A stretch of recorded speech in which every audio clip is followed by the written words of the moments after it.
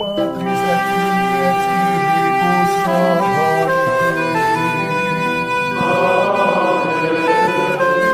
Dominus vobiscum.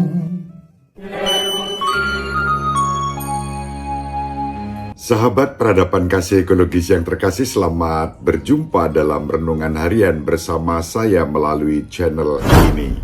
Semoga panjenengan selalu sehat, tetap semangat tanpa sambat, dan selalu bahagia, kebahagiaan yang bersumber dari Tuhan Allah kita. Mari kita awali perjumpaan kita dengan bersatu di dalam doa. Allah Bapa yang Maha Pengasih dan Penyayang, Engkau telah menganugerahkan kepada kami Yesus Kristus jaminan keselamatanmu. Semoga oleh Dia kami Kau meteraikan menjadi milik kesayanganmu, dan ajarilah kami untuk setia hadir sebagai garam dan terang dalam ketaatan kepadamu. Demi Kristus Tuhan dan pengantara kami yang hidup dan berkuasa bersama Dikau dan Roh Kudus, Allah yang Maha Esa sepanjang segala masa. Amin. Sahabat peradaban kasih ekologis yang terkasih, mari kita baca bacaan pertama, surat kedua Santo Paulus kepada umat di Korintus, bab 1 ayat 18 sampai 22. Saudara-saudara, demi Allah yang setia, janji kami kepada kalian bukanlah serentak ya dan tidak, sebab Yesus Kristus Anak Allah yang telah kami beritakan di tengah-tengah kalian, yaitu oleh Silvanus, Timotius dan aku, bukanlah serentak ya dan tidak. Di dalam Dia hanya ada ya, sebab Kristus adalah ya bagi semua janji Allah. Itulah sebabnya oleh Dia kita mengucapkan amin untuk memuliakan Allah. Sebab Allah lah yang meneguhkan kami bersama kalian dalam Kristus. Dia pula lah yang telah mengurapi kita serta memeteraikan tanda miliknya atas kita. Dialah yang memberikan Roh Kudus di dalam hati kita sebagai jaminan atas semua yang telah disediakannya untuk kita.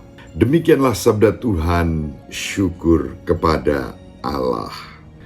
Sahabat peradaban kasih ekologis yang terkasih, sabda yang diwartakan kepada kita pada hari ini, terutama bacaan yang pertama, mengajak kita untuk mengalami kasih kerahiman Allah melalui ketaatan dan kerendahan hati Yesus Kristus dalam situasi yang nyatanya terkadang tidak sesuai dengan harapan dan rencana kita.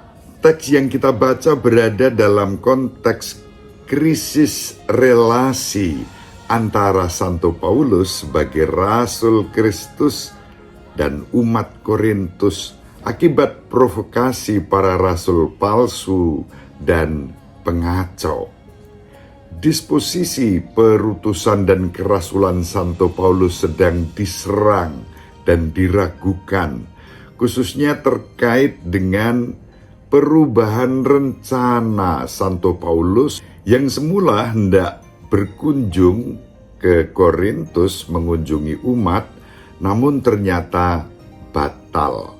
Ini dapat kita baca dalam 2 Korintus bab 1 ayat 12 sampai bab 2 ayat 13. Di situ Santo Paulus menegaskan bahwa ia tulus dan kredibel. Ketulusan dan kredibilitas itu bersumber dari ketaatan Yesus Kristus sendiri yang menjadi pusat hidup dan pewartaan Santo Paulus.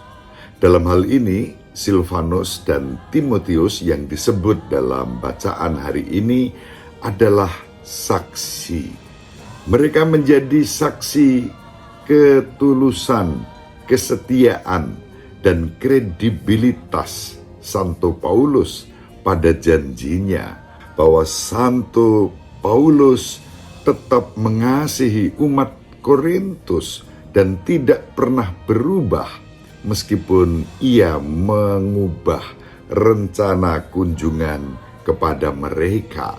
Tidak seperti yang dikatakan oleh para pengaco yang memprovokasi mereka, yang mengatakan bahwa Paulus itu tidak mantap, janjinya berubah-ubah, Injilnya tidak sejati, dan seterusnya.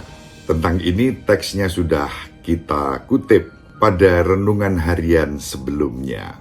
Lebih dari segalanya, Allah sendirilah yang meneguhkan relasi itu dalam Kristus, yang telah memeteraikan mereka menjadi milik Allah dan milik Kristus. Dalam perspektif Injil hari ini, yaitu Injil Matius bab 5 ayat 23 sampai 26, pengalaman Santo Paulus dan relasinya dengan umat di Korintus dapat disebut sebagai penghayatan dalam ketaatan atas jati diri kita sebagai umat Kristiani yang ditetapkan sebagai garam dan terang dunia oleh Kristus sendiri.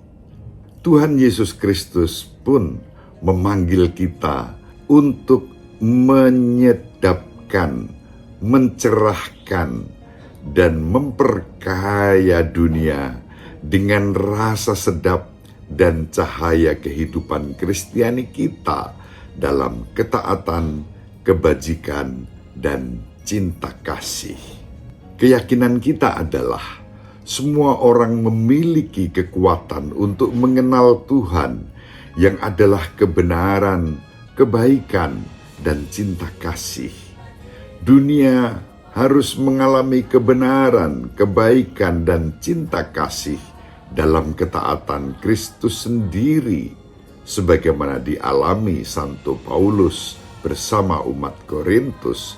Sedapnya kasih kerahiman pasti menang atas kejahatan, penderitaan, dan kematian. Untuk itu hanya dibutuhkan satu kata, ya, atau dalam bahasa Jawa dengan 4 kata, sendiko dawuh dalem Gusti. Dan dengan itu kita mengatakan amin dalam iman kepada Tuhan kita Yesus Kristus. Pastilah hidup kita menjadi aman. Ibu Maria selalu mendoakan kita, Bapak Yusuf merestui kita dengan keheningannya. Semoga panjenengan semua sahabat peradaban kasih ekologis yang terkasih bersama seluruh anggota keluarga dimanapun berada, dibimbing, dilindungi, dan diberkati oleh Allah yang Maha Kuasa, Bapa dan Putra dan Roh Kudus. Amin. Terima kasih, salam sehat, tetap semangat tanpa sambat, selalu bahagia kebahagiaan yang bersumber dari Tuhan Allah kita. Salve, shalom, salam sejahtera, berkah dalam. Sahabat peradaban kasih yang terkasih, sampai jumpa pada episode berikutnya. Terima kasih atas kebersamaan kita. Salam peradaban kasih ekologis, berkah dalam.